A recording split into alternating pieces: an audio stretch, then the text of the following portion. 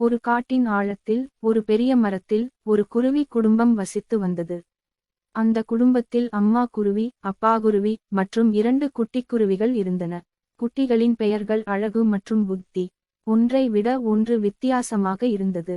அழகு மிகவும் கேளிக்கையான குருவி. எப்போதும் விளையாடும், பறக்கும், மற்ற பறவைகளுடன் மகிழ்ச்சியாக உரையாடும். ஆனால் புத்தி வேறுபட்டது. எப்போதும் கவனமாக இருந்தது, பெரியவர்களின் அறிவுரைகளை கேட்டுக்கொள்வது, எதையும் தன்னால் செய்ய நினைப்பது. ஒரு நாள் தாய்க்குருவி குட்டிகளிடம் பேசினாள். நாம் அனைவரும் நாளை உணவுக்கு தூரத்திற்கு போக வேண்டும் என்றாள். ஆனால் புயல் வரும் என்று எதிர்பார்க்கப்படுகிறது. நீங்கள் எச்சரிக்கையுடன் இருக்க வேண்டும்.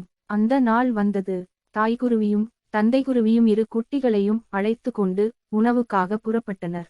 செல்லும் வழியில் அழகு அங்கும் இங்கும் பறக்க ஆரம்பித்தது, தன் சுதந்திரத்தை மகிழ்ச்சியாக அனுபவித்தது. ஆனால் புத்தி பெற்றோரின் பக்கத்திலேயே இருந்தது, இங்கு எவ்வித ஆபத்துகளும் இருக்கக் கூடாது என்ற எண்ணத்தில். திடீரென வானத்தில் கருப்பான மேகங்கள் திரண்டன. புயல் மிக வேகமாக வர ஆரம்பித்தது. பெற்றோர் இருவரும் புறப்பட்டுச் செல்லச் சொல்லினர். அழகு விரைவாக பறக்கத் தொடங்கியது, ஆனால் வானத்தை பார்த்து பயந்து போய்விட்டது. காற்று மிகச் சலசலப்பாக காற்றில் உலாவியது, இதனால் அழகு வழி தவறியது.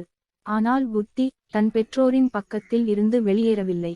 அழகு, எனது பின்னால் இரு என்று குரைத்தது. அழகு புத்தியை பின்பற்றி ஓடியது. அந்த நேரம் புத்தி ஒரு பெரிய மரத்தைக் கண்டு கொண்டது, அது பாதுகாப்பான இடமாக இருக்க.